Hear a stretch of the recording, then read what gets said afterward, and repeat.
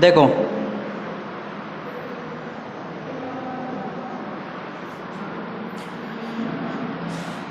कल स्टार्ट करवाया था फर्स्ट चैप्टर सॉलिड स्टेट, ठोस अवस्था। थोड़ा समझ लो सॉलिड स्टेट क्या होती है, जिसमें अवयवी कणों के बीच में सबसे पहले तो यह है कि एक पदार्थ की एक अवस्था होती है, जैसे कौन कौन सी होती है, जैसे गैस होती है, द्रव होती है, ऐसे ठोस भी होगी। और क्या होगा इसमें जो अवयवी कण होंगे, अवयवी कण किनको बोलते हैं? अवयवी कण बोलते हैं ये कण परमाणु भी हो सकते हैं, अणु भी हो सकते हैं, या फिर आयंस भी हो सकते हैं, तो उनको बोलते हैं अवयवी कण। तो जिनमें अवयवी कणों के बीच में प्रबल अंतराण्विक आकर्षण बल पाया जाता है उसको बोलते हैं ठोस अवस्था। ठोस अवस्था के दो कारक प्रभावित करते हैं, पहला तो होता है ऊष्मीय ऊर्जा, दूसरा होता है अंतराण्विक आकर्षण बल। ऊष्मीय ऊर्जा और अंतराण्विक आकर्षण बल जो होते हैं वो एक दूसरे क्या होते हैं? अपोजिट होते हैं। ऊष्मीय ऊर्जा और अंतराण्विक आकर्षण बल होते हैं एक दूसरे का अपोजिट। क्यों? क्योंकि अगर ऊष्मीय ऊर्जा मतलब तापमान बढ़ाएंगे तो दूर दूर जाएंगे अणु, और अंतराण्विक आकर्षण बल लगेगा तो क्या आएंगे? पास पास आएंगे, तो एक दूसरे के विपरीत होते हैं। लेकिन अंतराण्विक जो ठोस होते हैं उसमें अंतराण्विक आकर्षण बल प्रबल होते हैं, किसके बजाय? ऊष्मीय ऊर्जा के बजाय। इसलिए ये बल प्रबल है, ये दुर्बल है, तो अणु क्या रहेंगे? पास पास रहेंगे, क्योंकि बल प्रबल है तो अणु पास पास रहते हैं। इसे क्या बोलते हैं? ठोस अवस्था। ठीक है, इसके लक्षण पढ़े थे, लक्षण में पहले तो ये आ जाएगा कि इसमें अंतराण्विक आकर्षण बल कैसे होते हैं? प्रबल। अब अंतराण्विक आकर्षण बल प्रबल है मतलब पास पास है, तो इसमें दूरियां क्या होगी? कम होगी, क्योंकि बल क्या है? प्रबल है, तो दूरियां क्या होगी इसमें? अंतराण्विक दूरियां क्या होती है? कम होती है। एक ये था कि ये असंपीड्य होते हैं। असंपीड्य होने का मतलब ये है कि संपीड़न मतलब क्या होता है? सिकुड़ना, पास पास आना, और असंपीड्य मतलब सिकुड़ना नहीं है, नहीं सिकुड़ना ना, यही है ना। तो इसका मतलब क्या है? इसका मतलब ये है कि ये अणु पहले ही इतने पास पास होते हैं, इनको और ज़्यादा पास पास नहीं लाया जा सकता। ठीक है, पहले इतने पास पास होंगे कि और ज़्यादा पास पास नहीं लाया जा सकता। इसके अलावा इसका एक पढ़ा था गलनांक। ठोस के लिए हमेशा क्या निकालते हैं? गलनांक निकालते हैं, क्योंकि ठोस किस में चेंज होते हैं? द्रव में चेंज होते हैं, और जिस बिंदु पर ठोस द्रव में चेंज होंगे उसको क्या बोलेंगे? गलनांक बिंदु कहते हैं। ठीक है, उसके बाद क्या था? ठोसों का वर्गीकरण। इसमें दो प्रकार के ठोस पढ़ने जो अपने 11वीं क्लास में पढ़े थे, एक तो होता है क्रिस्टलीय ठोस और दूसरा क्या होता है? अक्रिस्टलीय ठोस। क्रिस्टलीय ठोस, अक्रिस्टलीय ठोस को एमोर्फस और बोलते हैं। एमोर्फस, एमोर्फस का मतलब होता है आकृति नहीं होना, या नो शेप, आकृति नहीं होना, या मतलब इसकी कोई भी शेप नहीं होती, नो शेप। और क्रिस्टलीय में एक निश्चित ज्यामिति होगी। इसकी परिभाषा क्या आएगी? इसमें ज्यामिति जो होती है निश्चित होती है। ठीक है, ज्यामिति क्या होगी? निश्चित होगी बिल्कुल, और इसमें ज्यामिति निश्चित नहीं होती। एग्जाम्पल देखो, देखो ये दो है, इसके बीच में जो स्थान है उसके बीच में एक कण फिट कर दिया, ऐसे ये फिट कर दिया, इन दो के बीच में ये कण फिट कर दिया, इन दो के बीच में ये कण फिट कर दिया, ऐसे इन दो के बीच में ये कण फिट हो जाएगा, इनके बीच में ये फिट हो जाएगा, ऐसे इधर की साइड होते जाएंगे, इधर साइड बढ़ते जाएंगे, इनके बीच में ये फिट, इनके बीच में ये फिट, ऐसे बिल्कुल एक निश्चित ज्यामिति बनाए। ठीक है, ये ज्यामिति दो तरह की होती है, एक तो होती है क्लोज पैकिंग, बिल्कुल निबिड़ संकुलित, निबिड़ संकुलन बोलते हैं हिंदी में उसको, क्लोज पैकिंग बोलते हैं इसी को। किसको बोलेंगे क्लोज पैकिंग? जब दो परमाणु के बीच में, दो कणों के बीच में जो स्थान उसमें अगर कण आए, दो कणों के बीच में जो स्थान उसमें अगर कण आए तो उसको क्या बोलते हैं? Close packing. अगर ऐसी पैकिंग हो जाए, इसको भी क्रिस्टलीय बोलेंगे बोलने को, तो इस कण के नीचे आए, ये आ गया इसके नीचे, इसको बोलते हैं क्लोज पैकिंग, बिल्कुल पास पास, क्योंकि इसमें स्पेस जो होते हैं वो छोटे बचते हैं, कम बचते हैं। कितनी पैक करो स्पेस जरूर बचेंगे, और इनको स्पेस को बोलते हैं रिक्तिका या वॉइड्स बोलते हैं, या आगे अपने टॉपिक बेस में पूरा इसी में है। और इसको बोलते हैं जब एक के नीचे दूसरे लेयर रखें, एक के नीचे दूसरे लेयर रखेंगे उसको क्या बोलते हैं? ये क्लोज है, ये नॉन क्लोज पैकिंग। आती दोनों किसमें? क्रिस्टलीय में। अब देखो इसकी ज्यामिति निश्चित है, इसलिए क्या बोलते हैं? ज्यामिति निश्चित वाले हैं, और इसमें कोई ज्यामिति नहीं होती, मतलब कहीं भी अवयवी कण उपस्थित हो सकते हैं, इसमें कोई भी निश्चित ज्यामिति नहीं पाई जाती, इसको बोलते हैं अक्रिस्टलीय या एमोर्फस। ठीक है, इसमें नमक जो होता है उसका एग्जाम्पल लिया था, शक्कर का एग्जाम्पल लिया था, उसके अलावा दो शब्द बताए तुमको, आज उनके बारे में लिखवाया था, कल ही लिखवा दिया था, क्वार्ज, और इसमें आता है क्वार्ज ग्लास या क्वार्ज कांच। वो क्या होते हैं? देखो एक क्वेश्चन होता है क्वार्ज कांच को क्वार्ज में कैसे चेंज करेंगे। क्वार्ज कांच को सबसे पहले गर्म करना है, उसके बाद तेजी से ठंडा करना है, तो क्वार्ज ग्लास क्वार्ज में चेंज हो जाएगा। देखो मतलब क्रिस्टलेट ठोस है, इसमें चेंज हो जाएगा क्रिस्टलेट ठोस में अगर इसको गर्म करेंगे और तेज़ी से ठंडा कर देंगे तो। और इसके अलावा इसके एग्जाम्पल रबड़ आएगा, प्लास्टिक आएगा, इसमें आते हैं संगमरमर इसमें आता है और चौक इसमें आता है। संगमरमर का सूत्र होता है CaCO3 कैल्शियम कार्बोनेट, और चौक का सूत्र भी होता है CaCO3। लेकिन फिर भी संगमरमर से हम लिख नहीं सकते बोर्ड पर और चौक से हम मकान नहीं बना सकते। क्यों? क्योंकि इसमें ज्यामिति का फर्क होता है। इसमें जो कण है उसका जो अरेंजमेंट होगा, कणों की व्यवस्था एक निश्चित फिक्स होती है, और इसमें कणों की व्यवस्था फिक्स नहीं। चौक को तोड़ देना देखना उसमें बिल्कुल शार्प नहीं बनेगा, वो थोड़े दाने दाने से मतलब एकदम बिल्कुल शार्प नहीं टूटता वो। लेकिन अगर संगमरमर को काटेंगे किसी मतलब काटने वाले जो भी औजार वगैरह होगा, चाकू होगा, उससे काटेंगे तो एकदम शार्प सरफेस बनती है उसकी, बिल्कुल जैसे हाथ भी कट सकता है ऐसी बनती है बिल्कुल सरफेस मार्बल में, इसमें संगमरमर या मार्बल में, ठीक है। लेकिन इसमें ऐसा नहीं होता, ये बताया था। उसके बाद अगला हेडिंग डालो,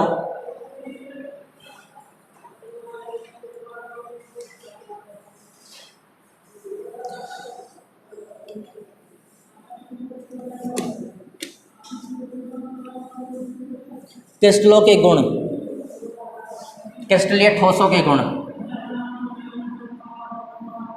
या ठोसों के गुण भी लिख सकते हैं सीधा, ठोसों के गुण ही लिख लो चलो, ठोसों के गुण, क्योंकि दोनों के बारे में पढ़ेंगे इसमें, क्रिस्टलीय और अक्रिस्टलीय के बारे में।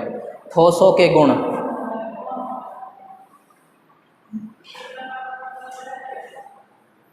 ठीक है, ठोसों के गुण।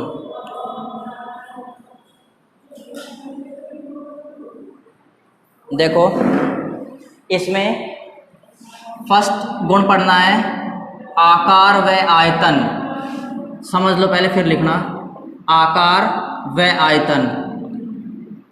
ये तुमने पढ़े रखा है। जो क्रिस्टलीय ठोस होंगे उसका आकार और आयतन दोनों क्या होते हैं? निश्चित होते हैं। अभी पता है तो, क्योंकि उसकी ज्यामिति निश्चित होती है। और जो अक्रिस्टलीय ठोस होते हैं उसका आकार और आयतन क्या होता है? अनिश्चित होता है, मतलब कोई भी निश्चित ज्यामिति नहीं पाई जाती है। तो हो ही गया उसमें फर्स्ट पॉइंट में। दूसरा इसका होता है गलनांक। गलनांक निकालते हैं ठोस का, तो क्वथनांक किसका निकालते हैं? क्वथनांक निकालते हैं द्रव का, क्योंकि उबलता है वो, ठीक है। गलनांक क्या होगा? देखो क्रिस्टलीय ठोस जो होंगे, क्रिस्टलीय ठोस जो होते हैं उनका गलनांक होता है, ये निश्चित होता है। निश्चित होने का मतलब क्या है? शार्प होता है, एकदम शार्प। शार्प का मतलब क्या है? मान लो कोई भी ठोस है, वो अगर 100 डिग्री सेंटीग्रेड पर पिघलता है, ठीक है, तो ज़्यादा से ज़्यादा इसमें अंतर आता है 1-2 डिग्री का आ सकता है, अभी जाए तो, नहीं तो आता भी नहीं अंतर। अगर कोई भी ठोस मान लो 100 डिग्री पर पिघल रहा है तो वो 100 डिग्री पर पिघल ही जाएगा, 100% पिघल जाएगा, मतलब निश्चित है, उसका शार्प है बिल्कुल। 100 पर पिघल रहा है तो 100 पे पिघल जाएगा या 101 पे पिघल जाएगा ज़्यादा से ज़्यादा। और लेकिन अक्रिस्टलीय क्या होते हैं? अक्रिस्टलीय ठोसों में क्या होगा? अगर कोई ठोस 140 डिग्री से पिघलना शुरू हुआ तो उसको पिघलते पिघलते लगभग 190-200 डिग्री सेंटीग्रेड तक पहुंच जाएगा। पिघलना यहाँ से शुरू हुआ और पिघलते पिघलते कहाँ तक पहुंच गया? 190 तक पहुंच गया। मतलब इसका गलनांक, और गलनांक जो होता है वो क्या होता है? अनिश्चित होता है, कोई निश्चित नहीं होगा। वो 140 पे पिघल सकता है, 140 पे 150, 60, 90 तक भी जा सकता है, कहीं पिघल सकता है, कोई निश्चित नहीं है इसका। और इसका क्या होता है? निश्चित होता है, पिघल जाएगा तुरंत, ठीक है। इसके बाद इन दो को लिखो, वक्र, और एक समदैशिकता विसमदैशिकता आएगा, वो आगे बता देंगे। शीतलन वक्र, इसको बोलते हैं कूलिंग कर्व, कूलिंग कर्व। देखो कूलिंग कर्व क्या होगा? जो क्रिस्टलीय ठोस होंगे, क्रिस्टलीय ठोस, इनका जो कूलिंग कर्व, मतलब ग्राफ बनाना है अपने को। एक ग्राफ किस किस के बीच में बनेगा? ग्राफ बनेगा तापमान डिग्री सेंटीग्रेड में ले लेंगे, टाइम समय लेंगे, मान लो मिनट में ले रहे हैं, ठीक है। तो देखो जो क्रिस्टलीय ठोस है उसका बनता है अनियमित। क्यों बनता है बता रहा हूँ। इसको बोलते हैं डिसकंटिन्यूअस। कंटिन्यूअस नहीं बनेगा, डिसकंटिन्यूअस बनेगा। और जो ये तो क्या है? क्रिस्टलीय का। और अक्रिस्टलीय ठोस जो होंगे, अभी बना रहा हूँ ग्राफ, रुको। अक्रिस्टलीय ठोस जो होता है उसका भी क्या करना है? तापमान और किसके बीच में ग्राफ बनाना है? समय के बीच में ग्राफ बनाएंगे। समय को लेना है, मान लो मिनट में ले रहे हैं, ठीक है। तो इसमें ग्राफ बनता है सतत, इसमें अनियमित या असतत लिख दो, असतत ठीक रहेगी, बुक में असतत ही लिख रहा है। और इसमें बनता है सतत, सतत को बोलते हैं कंटिन्यूअस। ठीक है, कंटिन्यूअस बनेगा। अब देखो इसकी परिभाषा तो अपने बुक में नहीं लिख रहा, फिर भी लिखवा दूंगा मैं। देखो इसमें ऐसा तो कैसे बनता है, अभी ग्राफ बता रहा हूँ कैसे बनेगा। ये ऐसे जाएगा, फिर ऐसे जाएगा, ऐसे बनेगा। लेकिन इसमें कैसे बनता है, इसमें सतत ग्राफ बनता है ऐसे। इसका मतलब क्या, आप समझो दोनों ग्राफ का। क्रिस्टलीय ठोस की परिभाषा क्या आएगी, सतत और असतत की। ठीक है, असतत और सतत की ध्यान रखना। क्रिस्टलीय में असतत बनेगा, डिसकंटिन्यूअस। देखो सबसे पहले हमको लेना है पिघला हुआ ठोस। पिघला हुआ कि क्रिस्टलीय ठोस ले लिया, पिघला हुआ। ठीक है, पिघल रहा है, जो मेल्ट हुआ है, मेल्ट हो रहा है। तो पिघले हुए क्रिस्टलीय ठोस को जब ठंडा करेंगे, पहले पिघल रहा है, अब तो ये इसको ठंडा करेंगे क्या होगा, जमने लगेगा, ये जमने लगेगा ना। तो पिघले हुए क्रिस्टलीय ठोस को जब ठंडा करते हैं, शीतलन या कूल करते हैं, ठंडा करते हैं, तो ये क्या होगा, इसका टेम्परेचर धीरे धीरे कम होने लगेगा। ठंडा करेंगे टेम्परेचर धीरे धीरे क्या होगा, डाउन होगा। टाइम भी बढ़ रहा है। देखो ऐसे मत बना देना, ऐसे बिल्कुल। क्यों, क्योंकि अगर ऐसे बनाओगे तो इसका मतलब ये टाइम यहाँ पर कम हो रहा है, कोई टाइम का चेंज ही नहीं आ रहा। तो थोड़ा सा ना ऐसे घुमा के बनाना, ऐसे ऐसे। ठीक है, तो देखो पिघले हुए क्रिस्टलीय ठोस को जब ठंडा करते हैं, कूल करते हैं, तो उसका टेम्परेचर धीरे धीरे डाउन होने लगेगा। तो एक ऐसा बिंदु आता है जिस पर उसका तापमान स्थिर हो जाता है, फिक्स हो जाता है, कांस्टेंट हो जाता है। उसका एक ऐसा बिंदु आएगा जिस पर तापमान स्थिर हो जाएगा, जब तक वह पूरी तरह जम नहीं जाए। जब तक पूरी तरह जम नहीं जाए तब तक तापमान क्या रहता है, स्थिर होता है। फिर तापमान तेजी से फिर से घटने लगता है, फिर ऐसे ये कर्व बनता जाएगा। तापमान ये ऐसे बन गया, फिर ऐसे होगा, फिर वापस ऐसे होगा, ऐसे होगा। तो इसका ग्राफ जो आता है वो आता है असतत ग्राफ। लेकिन अक्रिस्टलीय ठोस में क्या होगा, वही सेम करना है। पिघला हुआ क्या लेना है, अक्रिस्टलीय ठोस लेना है। उसको क्या करना है, उसको भी ठंडा करना है। उसको ठंडा करेंगे तो इसमें कोई भी एक ऐसा बिंदु नहीं आता जिस पर तापमान स्थिर हो जाए। किसी भी बिंदु पर इसमें तापमान स्थिर नहीं आएगा। तो इसका ग्राफ सतत रूप से बढ़ता जाएगा आगे, टाइम के साथ साथ टेम्परेचर कम होता जाएगा और टाइम आगे बढ़ता जाएगा सतत रूप से। दोबारा से देख लो दोनों को। पिघले हुए क्रिस्टल ठोस को जब ठंडा करेंगे, कूल करेंगे, तो टेम्परेचर डाउन होने लगेगा। तो एक ऐसा बिंदु आता है जिस पर तापमान फिक्स हो जाएगा, स्थिर हो जाएगा, जब तक वो ठोस जम नहीं जाए पूरी तरह। फिर तापमान तेजी से गिरने लगेगा। तो ग्राफ कुछ ऐसे आता जाएगा, ऐसे तक ग्राफ आएगा। लेकिन इसमें पिघला हुआ अक्रिस्टल ठोस लेंगे, उसको भी ठंडा करेंगे।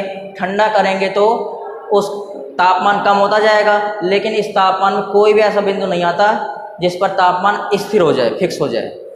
तो ये क्या होता है, सतत ग्राफ प्राप्त होता है। लिखो इसमें हेडिंग डालो, शीतलन वक्र, कूलिंग कर्व।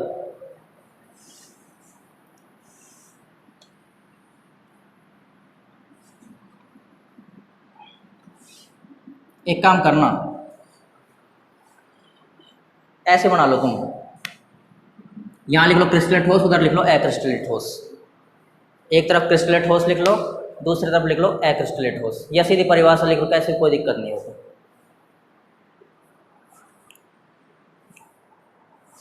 लिखना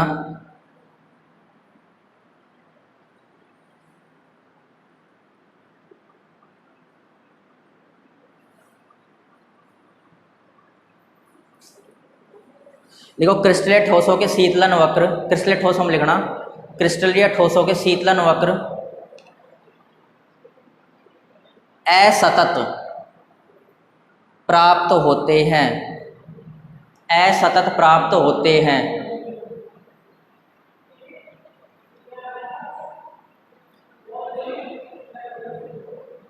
इसी में आगे लिखो, इसी में लिखना है, यदि पिघले हुए, नीचे वाली लाइन से लिख लेना चाहे, ठीक है। यदि पिघले हुए क्रिस्टलीय ठोस को, यदि पिघले हुए क्रिस्टलीय ठोस को, यही लिखवा रहा हूँ परिभाषा जो बताई है। पिघला हुआ क्रिस्टल ठोस ठंडा किया है, तापमान कम होगा, एक तापमान फिक्स हो जाएगा। यदि पिघले हुए क्रिस्टल ठोस को ठंडा किया जाए तो, ठंडा किया जाए तो एक निश्चित ताप पर, यहाँ निश्चित ताप हो रहा है, एक निश्चित ताप पर वह, एक निश्चित ताप पर वह जमने लगेगा और और जब तक वह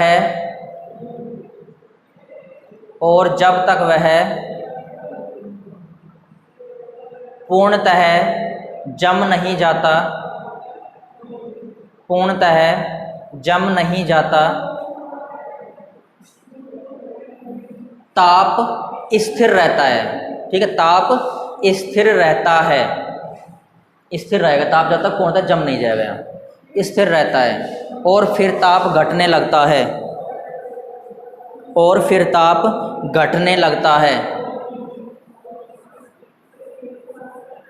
अतः इनके शीतलन वक्र असतत होते हैं।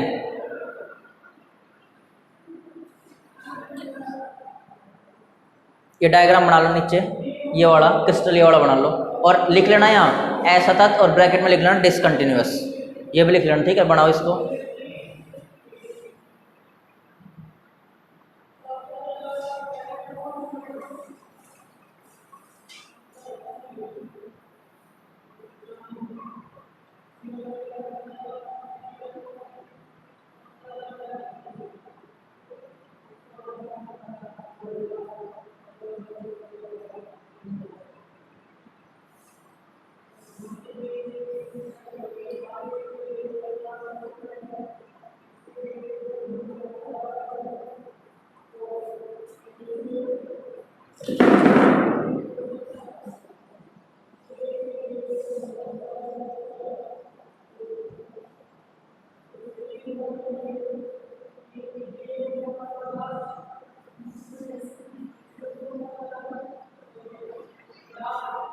दूसरा डालो,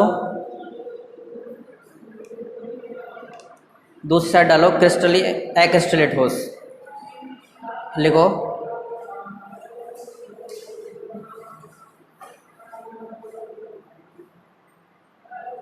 अक्रिस्टलीय ठोसों के शीतलन वक्र सतत प्राप्त होते हैं। अक्रिस्टलीय ठोसों के शीतलन वक्र सतत प्राप्त होते हैं।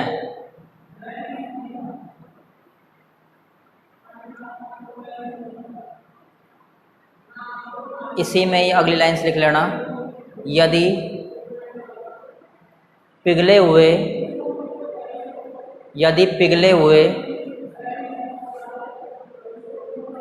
अक्रिस्टलीय ठोस को ठंडा किया जाए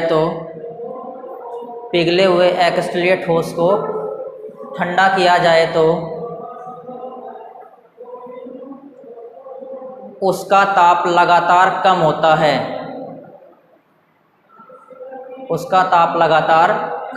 है।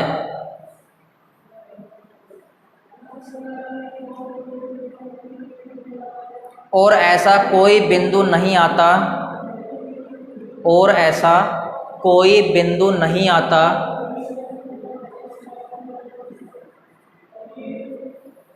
जिस पर उसका ताप स्थिर हो जाए,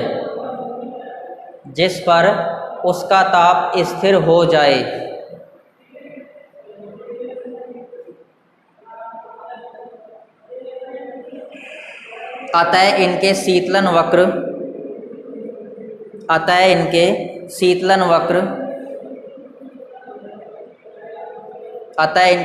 वक्र सतत प्राप्त होते हैं।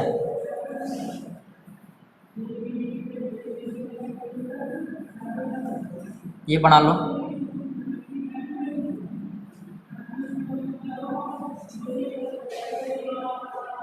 तीन नंबर का है तुम्हारा पाठ, 3 नंबर का पाठ। ठीक है,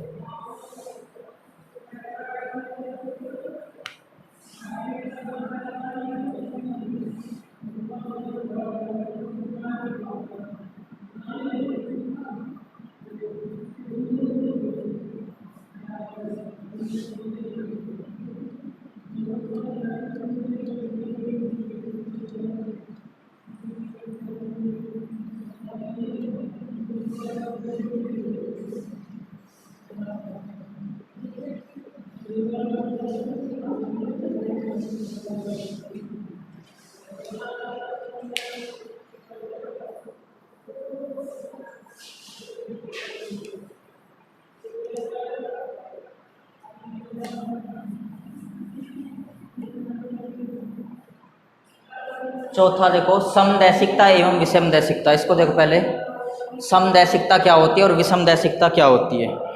देखो इंपॉर्टेंट डाल लेना ये।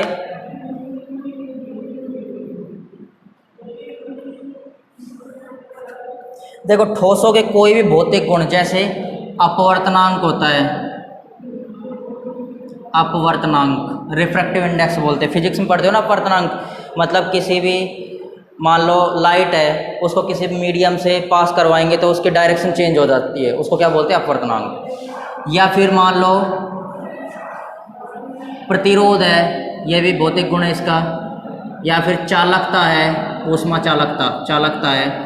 तो कोई से भी गुण को देखें, ठीक है, कोई से भी गुण को देखें तो इसमें क्या होता है, समदैशिकता और विषमदैशिकता किस में पाई जाएगी, पहले ये देखो समदैशिकता पाई जाती है, ध्यान रखना उल्टा मत कर देना, समदैशिकता पाई जाएगी अक्रिस्टलीय में, अक्रिस्टलीय में पाई जाती है समदैशिकता, और विषमदैशिकता पाई जाती है क्रिस्टलीय ठोसों में। ये ध्यान रखना ढंग से पहले तो। अब देखो समदैशिकता और विषमदैशिकता होती क्या है। देखो हमको पूरे चैप्टर में आगे क्रिस्टलीय ठोस के बारे में पढ़ना है, पूरे चैप्टर में क्रिस्टलीय ठोस अपने में, ठीक है। तो वैसे दोनों के बारे में बता रहा हूँ, पर देखो क्रिस्टलीय ठोस में विषमदैशिकता कैसे पाई जाएगी। तो देखो क्रिस्टलीय ठोस जो होते हैं वो एक निश्चित ज्यामिति में होंगे, तो इसकी निश्चित ज्यामिति बना रहा हूँ मैं। निश्चित ज्यामिति ऐसे बना रहा हूँ, मान लो छोटे पार्टिकल लिया, ये छोटे पार्टिकल ले लिए, मान लो बड़े पार्टिकल क्या कर रहे हैं, इन दोनों के बीच में फिट कर रहे हैं, थोड़े से बड़े पार्टिकल ले लिए, मान लो फिक्स ज्यामिति बना रहे हैं, छोटे पार्टिकल लिए फिर बड़े, फिर छोटे के नीचे छोटा जो बना देंगे, छोटे के नीचे छोटा पार्टिकल, बड़े पार्टिकल नीचे बड़े पार्टिकल बना देंगे, छोटे के नीचे छोटा और बड़े पार्टिकल के नीचे बड़ा पार्टिकल, ठीक है। अब देखो ध्यान से देखना, निश्चित ज्यामिति बन गई है।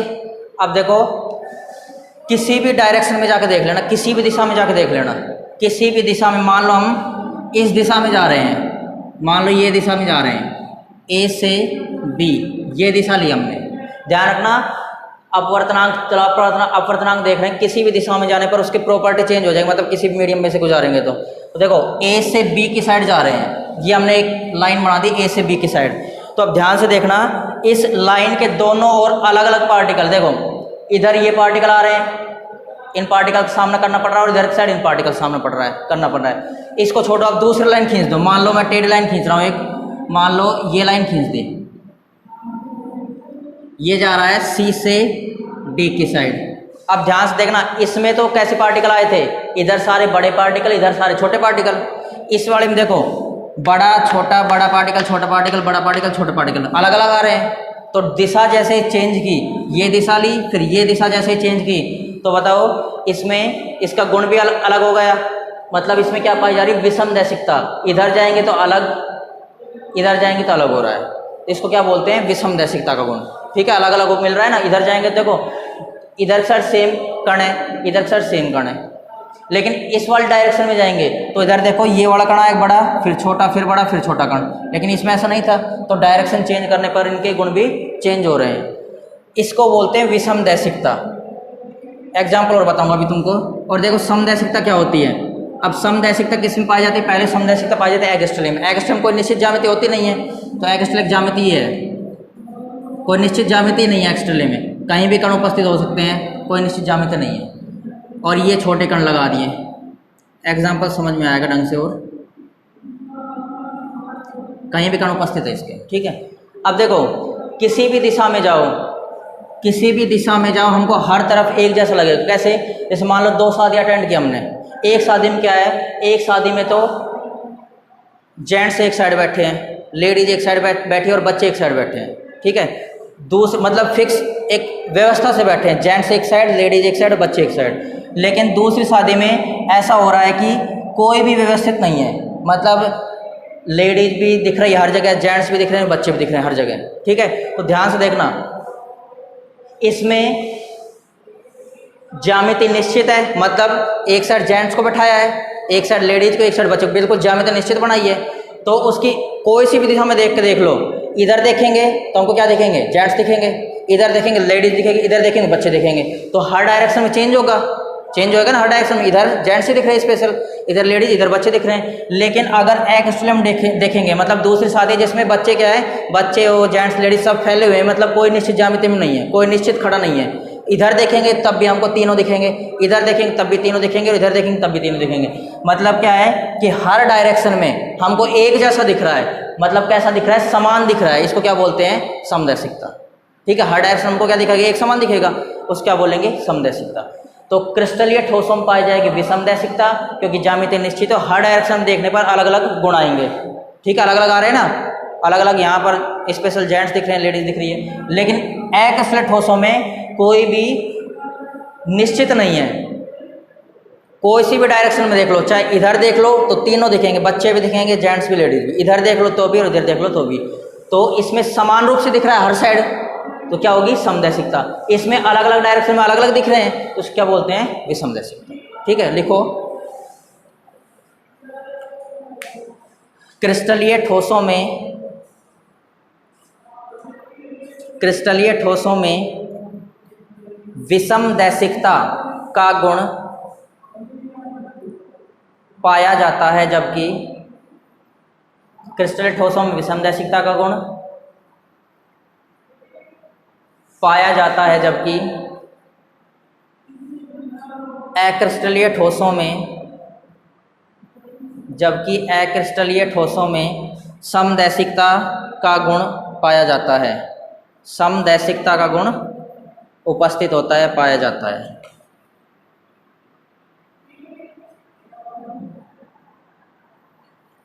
नीचे से लिखना इसी में ही, क्रिस्टल ठोस के बारे में पढ़ना पूरे पाठ में। नीचे से लिखो, क्रिस्टलीय ठोस पदार्थों में,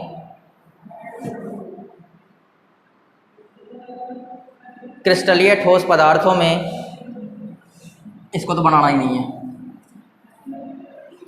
क्रिस्टलीय ठोस पदार्थों में किसी एक विशिष्ट गुण जैसे,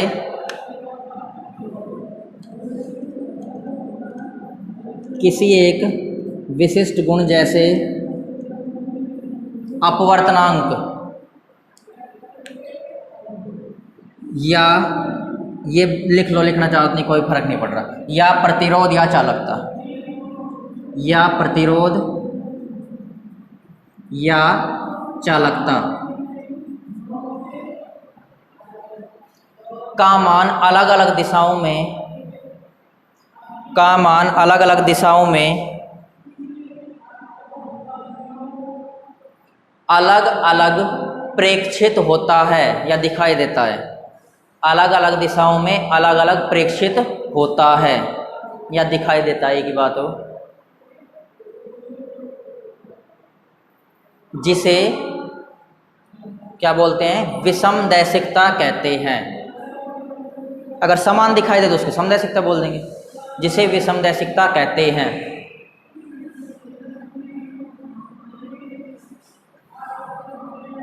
जिसे विषमदैशिकता कहते हैं, ये डायग्राम बनाओ और नीचे लिखना विषमदैशिकता और ब्रैकेट में लिख लेना क्रिस्टलीय ठोस। अगर अलग अलग पेन है तो अलग अलग पेन से बना देना, छोटे वाले पॉइंट को अलग पेन से बना देना और इनको अलग पेन से, जो बड़े गोले हैं।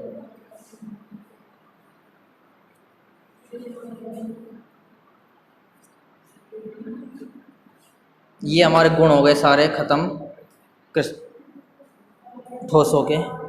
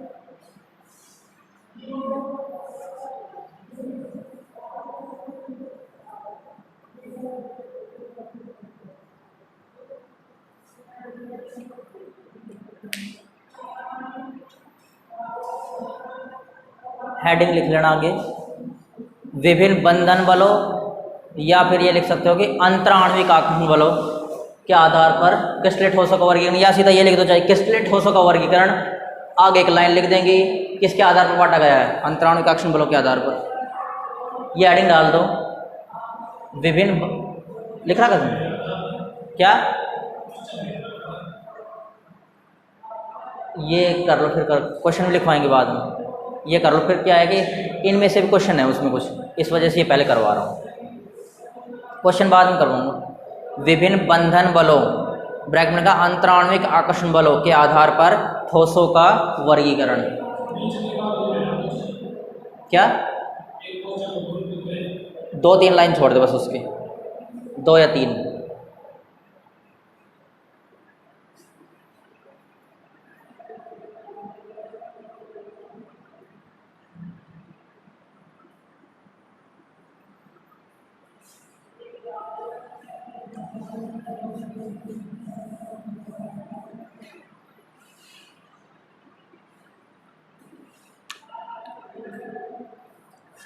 अब इसको समझ लेना ढंग से।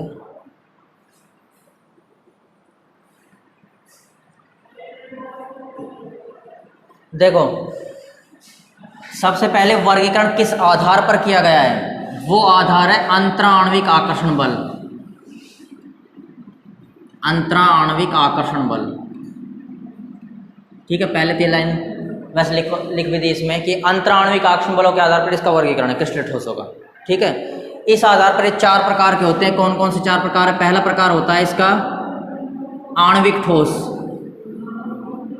या इसको बोलते हैं मॉलिक्यूलर सॉलिड, ठीक है। इसके भी आगे 3 भाग आते हैं। दूसरा होता है आयनिक ठोस,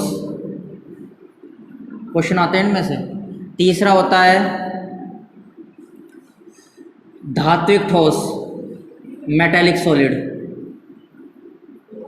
और चौथा होता है सहसंयोजक या नेटवर्क, या परमाणविक भी बोल देते हैं, नेटवर्क ठोस, ठीक है। क्वेश्चन आया था 2019 में आया था, इस नाम से नहीं दिया, इस नाम से दिया था कि नेटवर्क ठोस का एक उदाहरण दीजिए। 1 नंबर का पहला ही क्वेश्चन था ये शायद, नेटवर्क ठोस का एक उदाहरण दीजिए। यह हीरा आता है, हीरा आता है, इसमें सिलिकॉन कार्बाइड आ जाए, क्वार्ट्ज भी इसी में आता है। तो देखो आणविक ठोस, आणविक ठोस 3 टाइप के होंगे। कौन कौन सा तो होता है? एक तो होता है अध्रुवीय आणविक ठोस, एक होता है ध्रुवीय आणविक ठोस, और तीसरा होता है हाइड्रोजन बंधित आणविक ठोस, ठीक है। हाइड्रोजन बंधित आणविक ठोस।